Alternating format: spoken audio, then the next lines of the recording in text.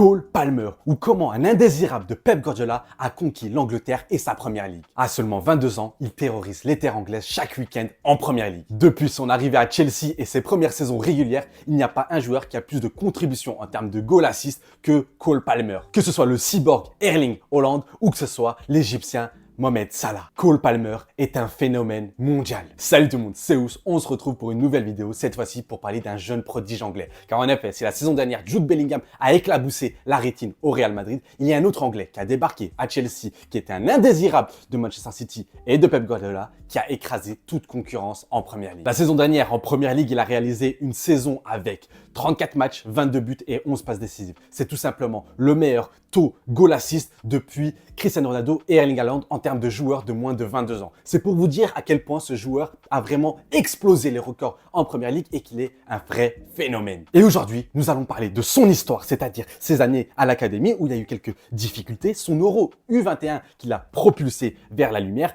qu'il était indésirable auprès de Pep Guardiola et du board mancunien, ça c'était très intéressant à en parler, et de son transfert à Chelsea où il a tout explosé. On n'oubliera pas de parler de son sang-froid, c'est d'ailleurs pour ça qu'on l'appelle Cold Palmer, c'est parce qu'il a un sang-froid et une intelligence de jeu exceptionnelle. On parlera de son style de jeu, de comment il joue, l'élégance qu'il produit sur le terrain. Avant ça, je vous invite à liker la vidéo si ce n'est pas déjà fait, car ça va aider énormément la chaîne et cette vidéo, à la commenter en me disant ce que vous pensez de Cole Palmer. Si pour vous, c'est tout simplement le meilleur joueur de Premier League à l'heure actuelle. Vous abonner si ce n'est pas déjà fait pour ne pas rater les prochaines analyses, les prochaines vidéos, histoire, débrief, Real Madrid, Barça et les 5 grands championnats. Et activer les cloches de notification. Je remercie tous ceux qui feront ça. Place à la vidéo. Pour commencer, Cole Palmer est un enfant de Manchester, et plus précisément à Wythenshawe. On est sur le stéréotype du petit qui est né avec un ballon au pied, qui a joué avec son père énormément dès son plus jeune âge. À 4-5 ans, il jouait énormément au ballon et très vite, il va s'inscrire dans un club de foot local dans sa ville et il va éclabousser par son talent.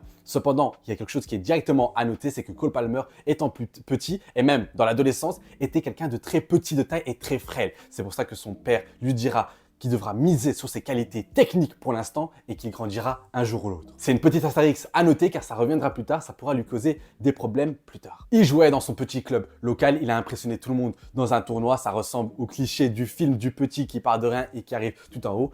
Il est à Manchester et forcément, il a attiré l'œil de Liverpool, mais surtout les deux mastodontes de la ville, Manchester United et Manchester City. Et là, un choix va s'imposer à lui. Manchester United, l'histoire, le club, le prestige, ou Manchester City, le nouveau riche, mais qui avait des infrastructures très intéressantes et très en avance par rapport aux autres clubs. Le père de Cole Palmer, qui a été très présent et qui est très présent dans la carrière du jeune anglais, va lui conseiller et va surtout choisir, parce qu'à cet âge-là, c'est pas lui qui décide, de prendre du côté de Manchester City. En effet, le centre d'entraînement qui est très développé, l'académie qui pousse énormément les jeunes, ça a convaincu le père de Cole Palmer et Cole Palmer à rejoindre l'académie mancunienne. À Manchester City, il va très vite être considéré comme l'un des joyaux de l'académie. Il va grimper les échelons en montrant qu'il est un joueur très talentueux. Il y a énormément d'espoir en lui. Il va être considéré comme un joyau. Cependant, je vous ai dit tout à l'heure que c'était un joueur très petit, pas très physique. Il va connaître un problème de croissance qui va lui créer quelques bâtons dans les roues. En effet, aujourd'hui, quand les scouts cherchent absolument le joueur le plus rapide, le plus technique, le plus physique, Cole Palmer était un joueur très intelligent et son football ne se considérait pas, ne se valait pas par la course ou par le physique. C'est pour ça qu'il va, à un moment donné, en 2018, dans une réunion pour voir quel joueur allait être éjecté de l'académie de Manchester City, il y avait le nom de Cole Palmer. Oui, le nom de Cole Palmer, du prodige anglais, de celui qui est en train de mettre des quadruplés en première ligue, était sur la liste de rejet de Manchester City. Cependant, Jason Wilcox, le directeur de l'académie entière des jeunes de Manchester City, va venir et va prendre les rênes. Il va tout de suite dire que non, Cole Palmer va rester, c'est un joueur très talentueux, c'est surtout un joueur très intelligent et il est capable de voir des choses que vous ne seriez pas capable de voir. Cette phrase est à l'image du talent qu'est Cole Palmer. C'est un joueur qui voit des choses, c'est un joueur avec une vista, avec une intelligence, avec un QI football au-dessus de la norme et ça s'est remarqué dès l'académie, dès le plus jeune âge. Il va ensuite continuer son cursus à Manchester City dans l'académie, il va grimper les échelons, atteindre les U18 de l'équipe de Manchester City, une équipe qui aura gagné la Première Ligue U18, la FA Youth Cup.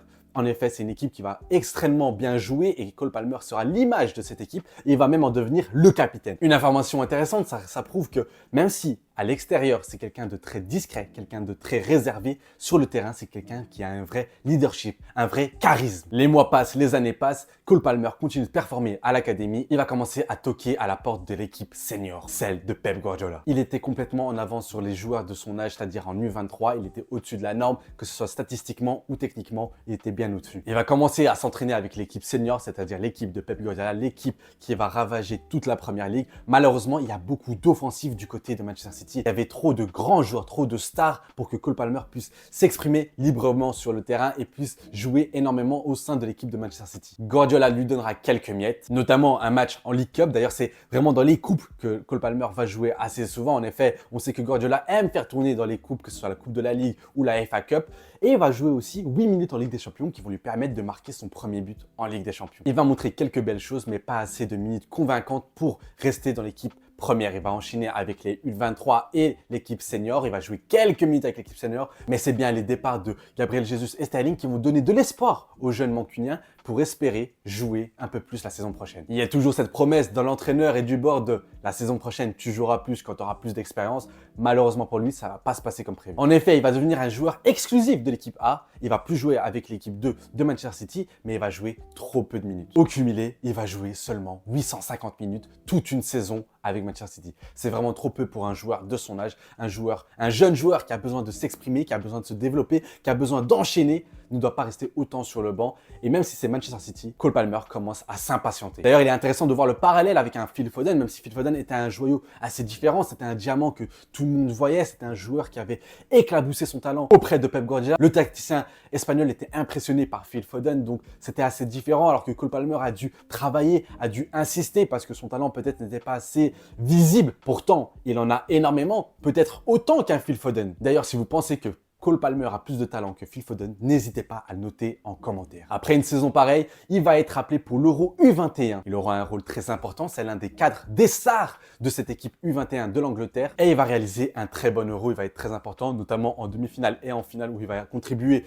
directement à la victoire de son équipe. Ils vont remporter le trophée avec une très très belle génération. En revenant de l'Euro U21, il s'attendait à jouer beaucoup plus, surtout qu'il a eu le départ de Mahrez, ça libérait une place et il pouvait vraiment espérer jouer un peu plus que la saison dernière. Lors de cette pré-saison 2023-2004, il va d'ailleurs marquer au Community Shield face à Arsenal un très joli but. Malgré ça, City perdra, mais voilà, il va se montrer au devant de la scène et montrer que voilà, il existe. En Supercoupe européenne face à Séville, ils vont remporter le match et c'est encore une fois grâce à Cole Palmer qui aura marqué et qui iront au tir au but et remporter ce trophée. Donc voilà, Cole Palmer montre qu'il est là, qu'il est décisif et il s'attend à jouer. Cependant, Jérémy Doku arrive pour 65 millions du côté de Manchester City. C'est déjà un petit coup de massue pour le jeune anglais et de plus, il va avoir des conversations avec le board mancunien et avec Pep Guardiola. Et Pep Guardiola ne pourra pas lui garantir autant de minutes que Cole Palmer le souhaite. Avec Julian Alvarez, Doku, Grealish, Bernardo Silva, Kevin De Bruyne, Phil Foden, il y avait trop de joueurs et malheureusement, et c'est compréhensible de la part de Guardiola, il ne pouvait pas garantir de telles minutes à un jeune joueur. C'est pour ça qu'il y aura une option pour être prêté, notamment en Première Ligue, mais il va refuser, il veut partir, c'est fini. Et ça, c'était la cassure de trop. En effet, le jeune anglais va vouloir quitter le club car il veut plus de responsabilités, il veut plus jouer et on peut le comprendre. Il avait déjà 21 ans, il n'allait pas rester à attendre une opportunité toute sa vie alors que des joueurs débarquent, des joueurs partent, mais il n'a toujours pas sa place. Il va recevoir effectivement des offres d'un peu partout, de Leipzig, de Dortmund, même au sein de la Première Ligue, mais c'est l'offre à la dernière journée de Chelsea pour 50 millions d'euros que va débourser le club londonien. C'est un deal gagnant-gagnant côté Cole Palmer. En effet, lui qui voulait partir, il se retrouve dans un très bon club de Première Ligue avec un projet, même si c'était un projet déstructuré avec Todd Boehly qui recrutait énormément de joueurs pour une somme énorme. Malgré tout, aller à Chelsea, ça reste le prestige et City qui récupère 50 millions d'euros sur un joueur entre guillemets indésirable. Important à noter que le club Citizen ne voulait pas forcément vendre Cole Palmer, mais voilà, vu l'opportunité de le vendre à 50 millions d'euros et le joueur qui avait besoin de plus de temps de jeu, tout coordonné. Côté Chelsea, le transfert aurait pu poser question et il a posé question. Un joueur de 21 ans, sans grande expérience en Première Ligue, avec seulement 4 matchs joués de Première Ligue la saison dernière avec City, il y avait de quoi s'inquiéter sur cet achat qu'on aurait pu dire compulsif de Todd Boehly. Mais l'histoire, vous la connaissez, très vite, il va s'imposer à Londres. Il va commencer remplaçant au début, mais quand il va commencer à jouer et à faire ses apparitions, tout le monde, la presse, les fans voudront qu'il démarre tous les matchs, tant il a été exceptionnel et il a éclaboussé par son talent. Que ce soit statistiquement où il a battu un bon nombre de records en marquant notamment 7 matchs consécutivement avec Chelsea à domicile, que ce soit le nombre de buts marqués très rapidement, le 5e plus jeune joueur à marquer aussi vite à Chelsea, que ce soit le record de contribution en termes de goal assist avec moins de 22 ans aux côtés de joueurs comme Cristiano Ronaldo ou Erling Haaland, Cole Palmer a réalisé une saison sensationnelle. Et si Chelsea était plutôt mauvaise, c'est Cole Palmer qui a porté cette équipe à bout de bras et qui les a emmenés jusqu'à la 6e place, quasi tout seul. Il était vraiment la sensation en Première Ligue. C'était pour moi même le meilleur joueur de cette Première Ligue, car si Foden a remporté le trophée, pour moi, le vrai meilleur joueur, ça se discutait vraiment entre lui, Rodri et Cole Palmer, tant que Cole Palmer partait de plus loin. Est-ce que Phil Foden aurait pu faire ce qu'a fait Cole Palmer à Chelsea? Parce que moi, je pense que Cole Palmer aurait pu faire ce qu'a fait Phil Foden à City. Présent dans les grands matchs, un calme exceptionnel, une intelligence de jeu, un QI football exceptionnel, Cole Palmer a été sensationnel et l'un des meilleurs joueurs du monde. Je le répète encore une fois, 34 matchs de Première Ligue, 22 buts et 11 passes décisives. Non seulement il fait le double-double, mais il marque 22 buts en Première Ligue avec une finition létale, un calme chirurgical. Bref, ce joueur a été exceptionnel. Son histoire est sensationnelle et on pouvait penser que ça aurait pu être un one season wonder, sauf que pas du tout. Cette saison 2024-2025, il a déjà démarré sur les chapeaux de roue avec 7 matchs, 6 buts, 5 passes décisives, dont un quadruplé sensationnel avec un coup franc, une frappe de loin, des passes décisives exceptionnelles. Ce joueur est sensationnel et là, nous allons voir comment joue concrètement ce joueur prodigieux. On est sur un joueur très intelligent et qui a comme marque de fabrique son QI football. En effet, c'est un joueur très intelligent qui est capable de voir énormément de choses que les autres joueurs ne peuvent pas voir. En termes de position sur le terrain, c'est un joueur qui aime jouer dans l'axe. Il peut jouer numéro 9. En numéro 10, c'est peut-être là où je le préfère, mais aussi sur le côté droit. Je préfère préciser que sur le côté droit, je le préfère là encore une fois dans le demi-espace droit, le half space droit. C'est là où il peut performer le plus, où il peut rentrer à l'intérieur du jeu pour délivrer une passe décisive, une grosse frappe ou aller provoquer. C'est un milieu de terrain, mais à l'image de Jude Bellingham la saison dernière, c'est un joueur qui est capable de finir les actions. Il a une finition létale, chirurgicale, cold Palmer, car il a un sang-froid exceptionnel. Il ne ressent pas la pression. Il a un mental d'acier et ça, c'est exceptionnel. Cette qualité, ce caractère lui permet d'arriver dans la surface et de prendre des décisions facilement et radicalement. Non, avec lui, il n'y a pas de réflexion, il n'y a pas de est-ce que je dois faire la passe ou tirer. Tout est déjà visionné, tout est à l'instinct et tout est réfléchi. Il a une très belle patte gauche. En effet, sa patte gauche est si soyeuse, mais il est aussi capable de marquer du pied droit. Il est assez ambidextre. Il a un très bon jeu de passe, que ce soit court ou long. En effet, les passes longues qu'il est capable de délivrer, notamment à son numéro 9, Nicolas Jackson, est impressionnant. Capable de donner la balle au millimètre près, capable de lancer des joueurs très facilement, que ce soit ses ailiers, que c'est capable de pouvoir donner en profondeur, capable de donner dans les pieds, capable de donner sur la tête. Cole Palmer a une palette élargie. Pour moi, c'est un donneur de caviar. C'est un joueur très élégant, une très belle conduite de balle qui lui permet d'éliminer ses adversaires. En effet, c'est un bon joueur en 1 contre 1, mais ce n'est pas un Jérémy Doku. Par exemple, c'est un joueur qui va plus être dans la balade du ballon, dans le caressage de ballon. Il va passer tout en douceur, tout en élégance. Quand il joue entre les lignes, c'est impressionnant à quel point il fait du mal à l'adversaire, à quel point c'est un joueur consistant qui est capable de délivrer énormément de passes décisives comme de buts. Il a une très grosse créativité qui lui permet de créer énormément d'actions de buts. Excellent en coups de pied arrêtés, que ce soit les coups francs, on l'a vu il y a encore quelques jours, ou en tir au but. Sa capacité à marquer les pénaltys va de pair avec son sang-froid. Il est limpide, capable de combiner, capable d'aller solo, capable de tirer de loin, capable de délivrer un caviar. C'est un joueur sensationnel qui est capable de faire énormément de choses. C'est un joueur qui peut jouer en 8, qui peut jouer en 10, qui peut jouer à droite, qui peut jouer en 9. C'est un joker pour n'importe quelle équipe. Et je vais vous parler de ma frustration qui est l'Euro 2024 où Southgate, parce que je n'ai pas parlé de son Euro 2024, ne l'a pas fait jouer énormément. Il a joué en finale, il est rentré, il a marqué. La preuve encore une fois que c'est un joueur décisif, c'est un joueur incisif. En demi-finale de l'Euro, il avait fait pareil. Donc voilà, ça c'est mon regret, c'est qu'à l'Euro, il n'ait pas pu jouer un peu plus et jouer avec un Jude Bellingham, avec un Harry Kane. Vraiment, c'est fort, il a porté Chelsea à lui tout seul, il a un jeu élégant, il est décisif, ce joueur est monstrueux et aujourd'hui, c'est le meilleur joueur de Première Ligue. En point faible, car il faut toujours donner quelques points faibles, même si pour moi, je n'en vois pas énormément.